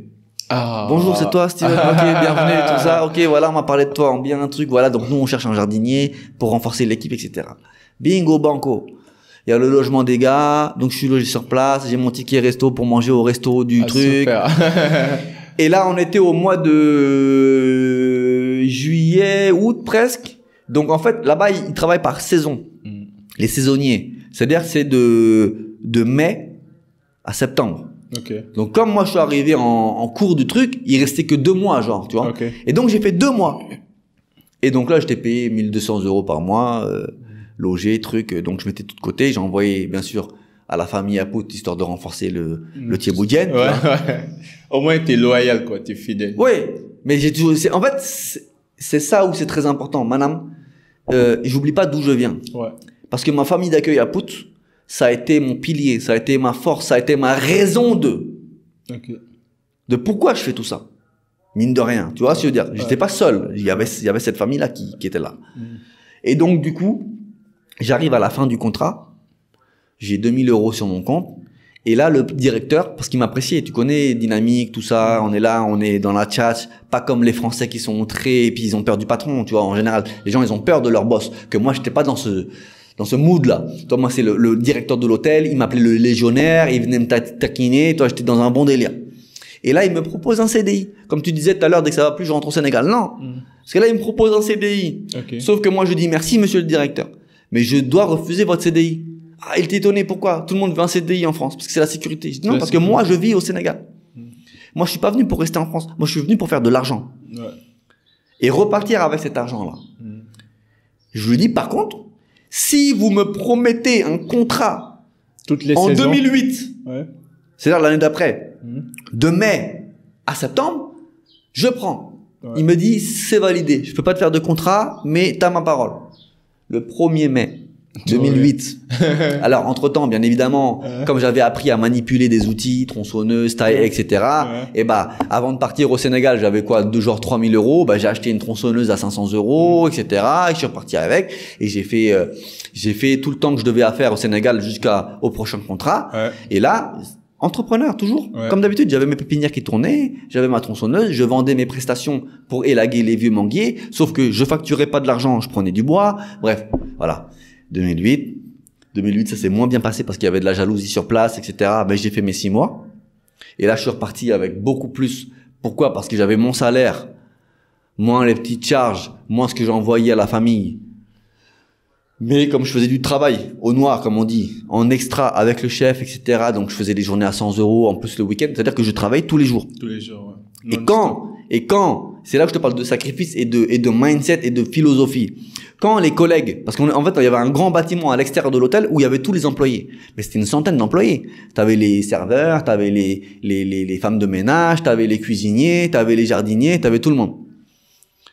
Et tout le monde partait aller en ville, prendre les pizzas, au billard, au bowling, au truc. Toi, tu économisais ton argent. Mon gars, moi j'avais mon fourneau, j'avais ma barada, je faisais mon thé, j'achetais ma cuisse de poulet, je faisais griller, mais ils me prenaient pour un fou, les gars. Ils m'appelaient le prisonnier. J'ai dit, moi les gars, allez manger votre pizza. Moi je suis pas venu ici pour manger mon argent. Je suis venu ici pour encaisser. Et repartir avec l'argent. Et l'argent, quand je repars avec, eh ben, j'ai mon champ, je construis mon mur, je construis ma chambre, j'investis mon truc. Et jusqu'en 2009. Parce que c'est là l'histoire. En 2009, donc là, je suis marié, ma femme est enceinte. Et, la saison se passe très mal. J'ai fait 1 mois et demi et je me suis fait virer. Pourquoi? Parce qu'il y avait tellement de jalousie. Le chef, il pétait un câble. Il me dit, c'est quoi? Vas-y, il y a trop de problèmes. Vas-y, faut que tu partes. Okay. Et je rentre au Sénégal. Donc là, j'avais pas beaucoup d'argent, mais j'avais déjà des bases un peu solides au Sénégal. Ouais. Et là, je me suis dit, de toute façon, mon fils va naître. Et il faut que je trouve une solution pour faire mon trou ici. Que je sois pas dépendant d'aller ailleurs pour chercher de l'argent et vivre une vie de sacrifice parce que tu sors pas, tu bois pas. Et je mangeais tous les jours du riz au lait. Okay. Sombi. Sombi. Sombi, les gars devenaient fous. J'ai dit, moi c'est sombi, je mange pas, moi je suis pas là pour venir manger de l'argent. Madame, c'est ça, gars, ils ont pas compris. Tous les jours je mangeais du sombi. Je ne sortais pas, je bois pas, je fume pas, je fais rien. Le salaire quand il rentre, on le bloque. Et je repars avec pour investir. Et donc en 2009, j'ai dit, écoute, mon premier fils est né. Maintenant, il faut que je reste au Sénégal et que j'arrive à me faire un nom au Sénégal et que j'ai plus de dépendance économique. Parce que l'argent, quand tu l'as et quand tu le consommes, forcément, au bout d'un moment, il va finir. Et quand il finit, t'es dans la merde. Donc là, voilà, 2009, c'est là où le réel entrepreneur a démarré les activités. Et donc là, j'avais des pépinières, donc d'arbres fruitiers, je vendais mes pépinières, mais très souvent, le gars qui achète des pépinières, il sait pas quoi en faire. Donc moi, je lui vendais la prestation pour le planter, donc alignement, trouaison, plantation, et après, il faut la clôturer, il faut mettre de l'irrigation, il faut, et de par de là, je suis devenu consultant spécialisé en aménagement d'exploitation agricole. Et quels sont les défis que vous rencontrez en ce moment? En ce moment, dans le cadre du travail, même de manière générale, quand tu analyses le marché dans lequel tu te trouves actuellement, quoi. Alors, je dirais que c'est pas un défi personnel parce que moi, encore une fois, j'ai des bases quand même assez solides, donc je me plains pas trop. Toi, je sais toujours trouver un marché, quelque chose. Mais je parlerai plutôt de la contrainte vis-à-vis de l'investisseur. Okay. Parce que, comme je dis souvent, l'agriculture, dont c'est mon domaine, est une mode depuis très longtemps. Mais encore plus aujourd'hui, avec une double mode qui est le retour en Afrique, le Back to Africa, la diaspora, etc. Et on leur vend quoi comme business potentiel? Du rêve. L'immobilier et l'agriculture. Ouais. Alors, je vais pas parler d'immobilier, je vais parler d'agriculture. Okay. Alors, l'agriculture, pour en faire, il faut des terres, il faut qu'elles soient aménagées, il faut investir beaucoup d'argent. Alors, on peut commencer avec pas beaucoup, mais tu viens pas d'ailleurs pour venir ici pour commencer sur 50 mètres carrés. Ouais. T'es censé avoir des moyens pour tes ambitions. Ouais. Et c'est là où commence le problème. Et parce qu'il y a beaucoup de vendeurs de rêves, il y a beaucoup de pseudo-techniciens, conseillers, etc. Mais qui ne disent pas forcément la réalité, la vérité. Pourquoi? Parce que les contraintes qui sont à l'intérieur finissent par coûter très cher. Mais lui, il est là pour vendre une prestation. Il prend son argent, après, c'est fini. Ouais. Donc, je passe beaucoup de temps à conseiller, à rectifier aussi des situations, à donner mon avis, à donner des stratégies pour essayer justement d'aider les gens. Maintenant aussi, j'ai créé une structure depuis un peu plus d'1 an qui s'appelle le GIE Elite Palm, qui est spécialisé dans la production de plants de palmiers à huile certifiés. Alors là, comment m'est venue l'idée? C'est pas compliqué. Au Sénégal, ils poussent des palmiers à huile. En Casamance, à Dakar, il y en a à Mboro, il y en a à Lompoul. mais il n'existe pas de plantation de palmier à huile au Sénégal. C'est l'huile rouge du houtir qui est très consommée. Ouais. Et donc, c'est une vision que j'ai eue depuis des années, mais que j'ai pas eu la possibilité financière et structurelle pour le monter. Donc, je l'ai monté il y a un an et demi. Donc, nous, aujourd'hui, on est les seuls à produire des palmiers à huile certifiés au Sénégal. Ouais. Comme c'est une filière qui n'existe pas, on est au démarrage, c'est un peu compliqué. On essaie de convaincre les investisseurs, justement, à faire un placement. Ce qu'on appelle un placement. T'as un terrain, ton terrain, il perdra jamais de valeur. C'est très bien. Mais un terrain nu, il prendra de la valeur spéculative. Au fil du temps. Ouais. Mais un terrain aménagé et planté prendra plus de valeur foncière, mais aussi t'apportera une plus-value en termes de valorisation. Alors, pour ne pas faire comme les autres, du manguier, peu importe, eh ben, faisons du palmier à huile. Le palmier à huile, déjà, tu vas créer une palmeraie qui va créer un environnement agréable, ouais. Qui va créer aussi potentiellement un microclimat favorable pour d'autres cultures à l'intérieur. Parce que nous, on travaille pas sur du palmier à huile comme on voit dans les films ou dans les trucs en monoculture qui détruisent la forêt. Déjà, ici, il n'y a pas de forêt, donc on reboise. Ouais. Tu vois ce que je veux dire? Je vois. Et donc, l'idée, c'est de faire de l'agroforesterie, de coupler ce palmier à huile-là. Le palmier à huile, alors, juste pour revenir sur une chose, l'agriculture, c'est beaucoup de contraintes. Contraintes techniques, parce qu'il faut maîtriser. Contraintes économiques, parce qu'il faut de l'argent. Contraintes personnelles, parce qu'il faut gérer des gens. La main-d'œuvre, ouais. Et contraintes logistiques. Parce que quand tu fais par exemple du maraîchage, le maraîchage, c'est-à-dire que toutes les semaines, tu dois récolter, même plusieurs fois par semaine, tu récoltes, faut acheminer, faut vendre, faut gérer aussi le flux d'argent, de cash. Et ça, c'est un très grand problème. Alors, si t'es pas prêt à tout ça, mais que t'as de l'argent à investir, t'as déjà un terrain où t'en as pas, t'en achètes un, t'aménages la base, c'est-à-dire il faut sécuriser ton terrain par une clôture, une bonne clôture. Faire du forage. Après, il faut de l'eau. Ouais. Il faut sécuriser le terrain. Il faut de l'eau. L'eau, il faut l'extraire. Donc, il faut des infrastructures. Des équipements. Électriques, solaires, peu importe. On va pas rentrer dans les détails. Ouais. Et après, qu'est-ce que tu fais avec ce terrain-là qui est prêt à être exploité? Surtout, ne fais pas de maraîchage si tu n'es pas prêt à y vivre toi-même à plein temps. Ce que les gens ne font pas. Ce que les gens n'ont pas compris parce qu'ils sont attirés par le gain. Ils se disent quoi? J'ai investi beaucoup d'argent, il faut que je rentabilise. Et je pense qu'on en parlait tout à l'heure en offre. Comment tu peux investir, par exemple, 50 millions et puis prendre quelqu'un et le payer 50 000 qui va rester là-bas en plein temps, quoi. C'est ça. Ça colle pas. Ça, c'est le grand problème. Ça colle pas. C'est que les gens pensent que la main-d'œuvre n'est pas chère. Ouais. Alors déjà, une main-d'œuvre qualifiée coûte quand même quelque chose, mais tu peux pas investir des millions et confier cet investissement-là à quelqu'un déjà qui n'a pas des compétences et en plus qui est sous-payé. Qui est sous-payé. Parce que forcément, cette personne-là, elle aura des tentations, elle aura des besoins qui font qu'un jour ou l'autre, il va voler, il va devoir voler, que ce soit du matériel, que ce soit du carburant, que ce soit des légumes, des fruits, peu importe. Il y aura toujours la tentation. Parce que c'est une question de survie, quoi. Voilà. Franchement. Voilà. Qu'est-ce que tu peux faire avec 50 000? Voilà. Voilà. Donc, après, malheureusement, au Sénégal, il y a je pense que le SMIC agricole, c'est 65 000 francs par mois, 100 euros. Ça, c'est le SMIC agricole d'un ouvrier non qualifié. Donc, forcément, mais après, bon, tu verrais ce qui se passe dans la forêt. Les mecs, qui sont payés 30 000, 40 000, c'est vraiment c'est extraordinaire. Mais bon, ce que je veux dire par là, c'est que si tu n'es pas prêt à t'investir, il ne faut pas investir. Mais tu peux investir dans un terrain, dans du foncier, tu peux l'aménager pour potentiellement l'exploiter, mais avant de l'exploiter vraiment à son plein potentiel, tu mets une base. Et la base, c'est quoi? C'est ce qu'on appelle des plantes pérennes. Une plante pérenne, c'est une plante que tu plantes et qui pousse et qui dure des décennies. Donc là, on va favoriser des arbres.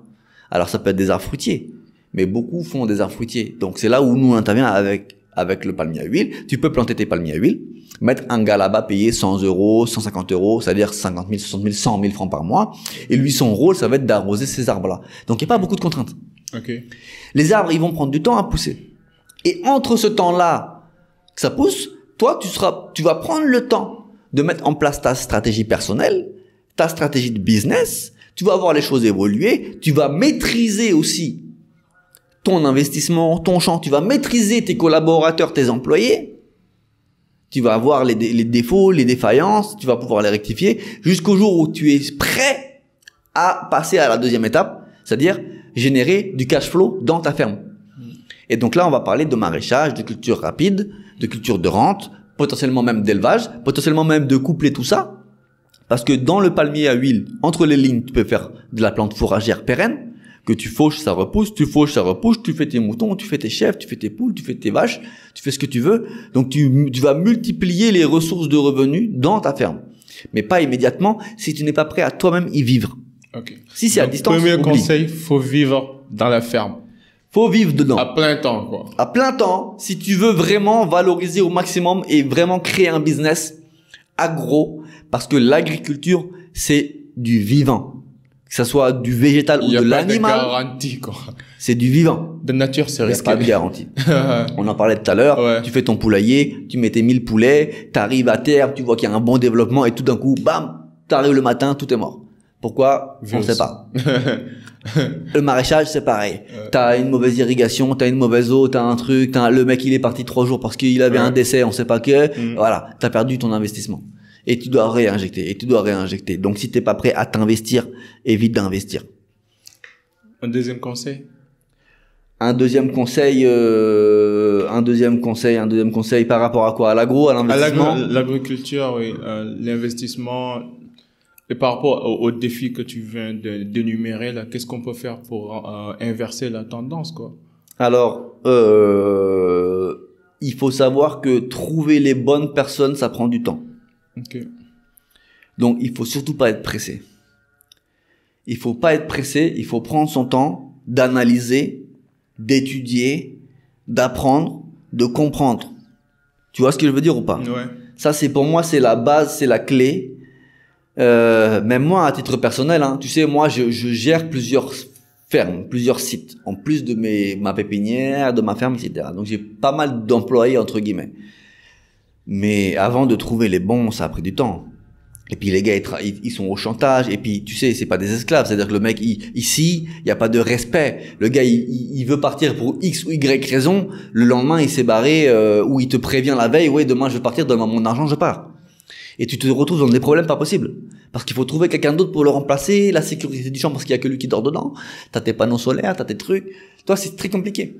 Et on est dans un monde où il y a de plus en plus d'insécurité. Je suis d'accord. Encore une fois. Donc, En tout voilà. cas, franchement, je peux te parler toute la journée. Ouais. Non, il y a des choses à dire. Je voulais faire un commentaire parce que quand on a, tu peux voir, hein, vas-y. Ouais. Quand on abordait la réalité africaine, quand tu parlais que, du genre, ce qui se passe au Sénégal, comment les gens vivent, comment on éduque nos enfants, c'est sûr que les gens vont, j'aurai des commentaires sur ça. Mais juste pour dire que, on n'est pas en train de minimiser ou de vilipender. Parce que moi, comme je te disais, hein, je vis à Paris depuis quelque temps. Ouais. Chaque société a ses avantages et ses inconvénients. Exactement. Par exemple, il y a des principes et des valeurs, par exemple, tels que masla, des trucs qu'on a ici, que je ne vois pas là-bas. Moi, je connais pas mes voisins depuis 8 mois. Je vis dans un appart, je connais pas mes voisins. Et pourtant, à chaque fois, je les salue. Ils me répondent même pas. Tu vois, un peu. Parfois, dans les métros, je vois une vieille dame, je donne ma place. Mais tu vois un petit de 17 ans qui voit une vieille souffrante, mais il le calcule pas, quoi. Donc, chaque société a ses avantages, quoi. Mais ce que tu as dit tout à l'heure, c'est vraiment véridique. Malheureusement, c'est honteux, mais bon, c'est la vérité. Après, aussi, c'est pas une généralité. C'est pas une généralité. Mais ce que je veux dire, regarde, tu parles de la France. Bon, moi, je suis vraiment déconnecté de la France. Mais, je sais quand même ce qui s'y passe. Tu vois, en France, c'est pas la même réalité qu'ici. En France, surtout la même qualité de vie, franchement. Oui, mais ce que je veux dire, c'est une chose. Par rapport justement aux enfants, etc. En France, des parents, quand tu es en couple, en France, sauf si l'un des deux a vraiment un salaire exorbitant, tout est partagé. Les deux doivent travailler. Ouais, c'est sûr. Donc, en fait, en France, pour la plupart, on fait des enfants, mais on ne voit pas nos enfants. Parce que monsieur et madame travaillent, l'enfant, il est à la garderie, il est à la crèche, il est à l'école. Donc, en fait, ton enfant, tu le vois le soir ou le week-end. Ici, à l'inverse, l'enfant, bon, en tout cas, par la majorité des femmes, parce que moi, c'est pareil, maintenant, il y a des femmes qui, ça évolue. On voit maintenant des femmes qui conduisent une voiture. Il y a 10 ans, tu voyais pas une femme conduire une voiture au Sénégal. Tu vois les femmes qui travaillent. En termes d'intégration dans les milieux professionnels, tu vois de plus en plus des femmes qui travaillent, quoi. Voilà. Mais pour une grande majorité encore, la femme, elle est au foyer et son travail, c'est de gérer le foyer et de gérer les enfants. Et le rôle de l'homme, c'est de subvenir aux besoins de tout ça. Ce qui est aussi un modèle. Et c'est moi-même le modèle que j'applique chez moi. Oui, pareil aussi. Et c'est ce que je dis à ma femme. Je dis, parce que ma femme veut travailler. Je dis, d'accord, tu veux travailler, c'est très bien. Mais le problème. Tu vas gérer les enfants. Non, non. Tout dépend du contexte. Il faut savoir aussi analyser le contexte dans lequel tu vis. Moi, je suis en milieu rural. Je suis en pleine forêt. Tu vas aller travailler, ok, où? Quand? Comment? Ensuite, le foyer. C'est-à-dire que tu vas aller travailler. Il va falloir qu'on paye quelqu'un pour gérer le foyer, nettoyer, etc., cuisiner. Il va falloir qu'on paye quelqu'un à ta place. Et les enfants, c'est pareil. Mais moi, j'estime gagner bien ma vie. Économiquement parlant, ma femme n'a pas besoin de travailler. Moi, je la gère, je lui donne ce qu'elle veut pour qu'elle gère ses trucs. Après, tu peux comprendre le fait d'avoir une certaine liberté, de sortir, etc. Mais il y a des contextes, il y a des réalités qui font que. Après, chacun gère sa vie comme il veut. Mais pour revenir sur ça, par rapport aux enfants, on sait que il y a un recensement qui a été fait au Sénégal il y a pas longtemps. Et si j'ai bien compris, il y a plus de 70% de la population qui a moins de 35 ans. Jeune, Et puis, ça va faire que de s'accélérer. Hein. Et sur les 70%, 35%, je pense qu'on travail est stable et bien rémunéré. Les autres. Et encore, quand tu regardes ceux qui payent l'impôt au Sénégal, c'est même pas 1% de la population qui travaille, active, comme on dit. Donc, non, il y a je pense que le travail de fond, le Sénégal émergent, c'est aussi l'éducation de base. Je pense que l'éducation, c'est primordial. Je suis d'accord. C'est primordial. Dans le comportement des gens. Et surtout, on peut toujours s'inspirer du modèle de l'autrui. Parce qu'aucun modèle n'est parfait. Mais on peut toujours prendre les bonnes choses, les bonnes pratiques et l'appliquer chez nous, quoi. Il faut avoir cette ouverture sur et aux autres, c'est important. Et cet esprit de dépassement, quoi. Après, je pense que c'est aussi un esprit logique et un esprit pratique. Encore une fois, sans prendre l'exemple de qui que ce soit. Mais, encore une fois, moi, je parle du Sénégal parce qu'on est Sénégalais et qu'on vit au Sénégal. Et on aime ce pays-là. Mais il y a une anarchie généralisée. Je suis d'accord. Et ça, tout le monde le sait. Tout le monde le sait. Tout le monde le dit. Tout le monde le sait et le dit. Tout le monde le dit. Et le vit. Derrière la porte. Mais personne n'ose le dire réellement et mettre le doigt là où ça fait mal. Mais ça aussi, je pense que la responsabilité, elle est partagée avec le gouvernement. Parce que moi, une personne lambda, un homme, un individu, je peux contrôler mes actions. Je vais pas jeter des ordures dans la rue. Chez moi, je suis exemplaire et j'essaie de montrer l'exemple par rapport, dans le cadre de professionnel, avec mes relations avec les gens. Donc, je peux me montrer, en fait, je peux atteindre la meilleure version de moi-même, quoi. Mais ça, c'est le niveau individuel. Je pense que c'est l'individu qui commande le collectif. Sauf que tout le monde n'est pas pareil. Même si je suis loin d'être parfait, tout le monde n'est pas moi. Mais de manière générale, il y a un ensemble d'individus et de groupes qui font des choses qui ne sont pas du tout éthiquement, moralement, logiquement acceptables et qui se répercutent sur la grande toile. Qui fait que de loin, on dit que les Sénégalais, ils sont comme ça, comme ça. Mais c'est pas une généralité. Non, moi, même en général, Moi, je dis pas, j'aime pas dire les Sénégalais ou très largement quand on dit les Africains ou l'Afrique. Parce que l'Afrique, c'est très grand. Moi, je connais beaucoup et j'ai vécu et je vais dans beaucoup de pays en Afrique. Donc, je sais très bien que ça n'a strictement rien à voir, mis à part la couleur de peau. Quand on parle de l'Afrique noire, c'est tout ce qu'il y a en commun. Le Sénégal, tu vas dans le nord, dans le Fouta, tu vas en Casamance, tu vas à Kédougou, tu vas à Dakar, ça n'a rien à voir. Ça n'a rien à voir. C'est pas du tout la même éducation, c'est pas du tout la même chose. Ça n'a rien à voir. Et comme je dis, c'est là où je parle d'anarchie généralisée. Bon, généraliser, ça veut dire que c'est du bas en haut, c'est tout le monde. C'est tout le monde. La responsabilité. Et il n'y a pas d'impact qui cherche à faire changer. Alors là, quand on parle d'anarchie, que ce soit de vie générale dans la rue, Dans les familles, sur la route, dans les familles, dans les écoles, environnementales, dans les entreprises. Madame Matei, mon manière. Mon manière. Ouais. Et on en revient au Bob Sabop malgré tout. Malgré tout. Et c'est là où je parle. Moi, par exemple, très souvent, j'interviens dans ce que j'appelle la sensibilisation. Je parle pas d'éducation parce que je suis personne pour éduquer quelqu'un. Ouais. Mais j'essaie de sensibiliser avec mon point de vue qui n'est peut-être pas le bon. Mais quand, par exemple, je fais la promotion du palmier à huile, que je visite des fermes pilotes avec nos palmiers, où je vois des femmes, où je rencontre des jeunes, etc., je partage mon expérience et mon point de vue, comme on vient d'en parler depuis tout à l'heure, sur plein de domaines différents. Et je pense que la sensibilisation des populations sur tous les domaines de la vie, on parle de réchauffement climatique, on parle de pollution visuelle, sonore, tout ce que tu veux. Mais ton cadre de vie, comme tu dis, c'est le collectif qui le crée. C'est le collectif. Maintenant, voilà, on est là. Et c'est ça ce qui est dommage, c'est que t'as beau être un exemplaire. Steven, il fait son mieux.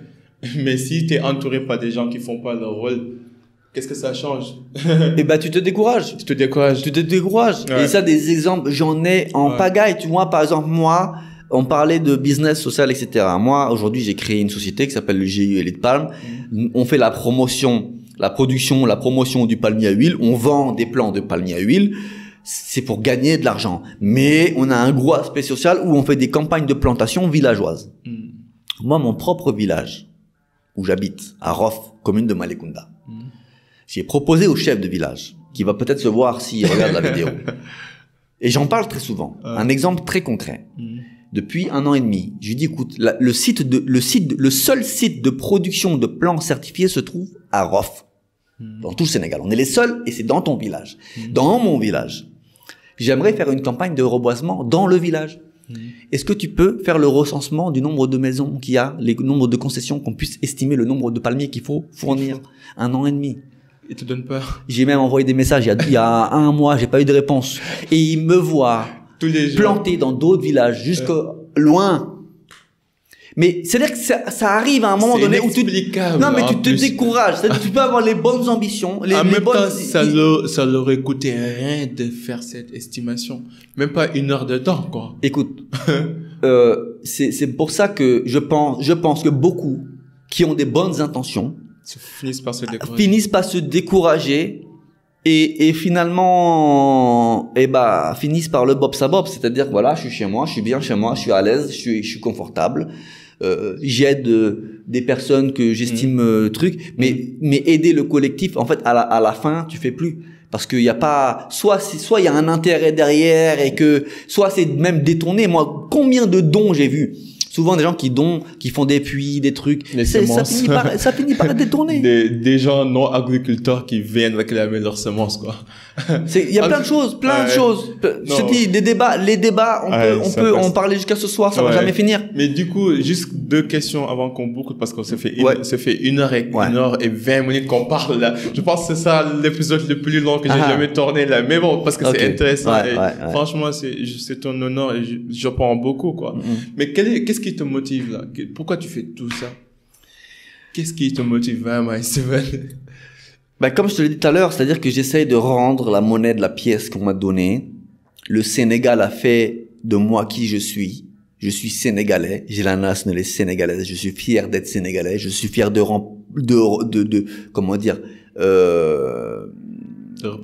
représenter le Sénégal partout où je vais. À ma moindre mesure, parce que je suis personne. Je suis pas une célébrité. Je suis personne. J'essaye d'impacter comme je peux, avec les moyens que j'ai, parce que personne me donne les moyens, donc je trouve des moyens et j'essaie d'impacter à la moindre mesure que j'ai. Parce que comme on dit souvent, quand tu rentres dans la tombe, tu t'emmèneras rien avec toi. Donc le minimum que tu peux faire, effectivement, c'est de construire ton foyer, de le mettre à l'aise, etc. Mais d'essayer aussi de partager, d'échanger et d'impacter au minimum ceux qui t'entourent. Donc, si je peux, moi, à ma petite échelle, essayer d'impacter, et par exemple, sur le palmier à huile, on essaye de reboiser, de capter du CO2, de créer un environnement favorable et agréable, mais en plus de ça, de générer des revenus auprès des populations bénéficiaires ou des planteurs. On essaye aussi, parce que le Sénégal importe plus de 200 000 tonnes d'huile par an. Donc, en essayant de créer cette filière-là, on essaye aussi de rendre autonome le Sénégal en huile. Encore une fois, moi, je suis personne, moi. Si je suis pas un État, je suis pas une grosse, je suis rien. Mais, au moins, peut-être qu'un jour, mon nom sera écrit quelque part dans un livre où on dira, voilà, c'est Steven Moussa. En tout cas, aujourd'hui, je suis le pionnier. Est-ce que je serai reconnu comme pionnier? Mais rien que ça, c'est une fierté, c'est un honneur d'être reconnu par ses pairs. Et surtout, votre histoire, c'est une histoire qui mérite d'être racontée. Parce que c'est le parcours d'un héros, quoi. Non. Franchement, c'est le parcours d'un héros. Un survivant. Non, sérieusement. C'est notre 92e épisode. Ouais. J'ai rencontré des gens exceptionnels. Mais c'est la première fois que je vois quelqu'un qui a fait ce genre de parcours. Et rien que pour cela, je t'en félicite, quoi. Ça montre que tu es une personne déterminée. Tu tiens vraiment à ta famille parce que c'est ton why, c'est ton pourquoi. Et tu veux vraiment impacter. Et sinon, tu serais pas resté, quoi. Tu serais pas resté. Qu'on se dise la vérité, tu serais pas resté. C'est vrai. Donc, franchement, ça, c'est vraiment quelque chose d'honorable que je salue, quoi. Que Merci. je respecte, que j'apprécie. Comment les gens pourront entrer en contact avec toi? Écoute, j'ai ma jeune page Instagram. Ouais. Non, parce qu'en fait, j'ai Parce relancé ça il y a 6 mois. Ouais, t'as commencé tard sur ça. Très tard. Mais quand même, ça bouge, j'ai vu. Ça bouge un peu. Mais après, moi, mais t'aurais dû commencer tôt, quand même. Moi, je suis pas à la recherche du buzz ou du follower. Ceux qui m'aiment me suivent. Ceux qui trouvent que ce que j'apporte peut leur apporter et est intéressant, ils ont qu'à me suivre, ils ont qu'à partager les choses. Donc, sur Instagram, c'est Steven Moussa. Voilà, je suis dessus, j'essaie de partager mon quotidien. Est-ce que tu as des projets que tu aimerais partager avec notre public? Et de toute façon, je mettrai les liens. Tu peux m'envoyer tous les liens, les identifiants. Je mettrai ça dans les show notes comme Ok. Des trucs. Écoute, aujourd'hui, je suis focalisé quand même sur le développement du palmier à huile certifié Palmélite Sierra, donc ce que je promotionne. J'essaie de développer ça, que ce soit en termes business pour des investisseurs, que ce soit en termes social aussi pour du reboisement.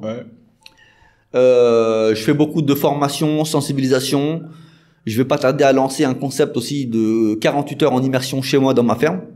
Donc toute personne qui souhaite être coachée par moi-même, c'est-à-dire c'est un coach général, hein, c'est-à-dire c'est pas que de l'agro, c'est du global. Partagez avec moi 48 heures, logé, nourri chez moi. J'ai pas encore fixé les tarifs, mais ça va être très raisonnable comme d'habitude. Donc ça, je vais lancer ça prochainement dans ma ferme en immersion. Et écoute, après, il y a beaucoup de projets, il y a beaucoup de choses, mais bon, on y va étape par étape parce que ça sert à rien de se disperser. Il faut être quand même focalisé sur quelque chose. Et après, c'est la destinée qui va sortir. La fameuse destinée. C'est la destinée qui va nous sortir les opportunités, hein. Oui, je suis d'accord. On ne sait jamais ce que demain nous réserve. On peut rester à notre échelle, on peut être contacté par quelqu'un. Voilà.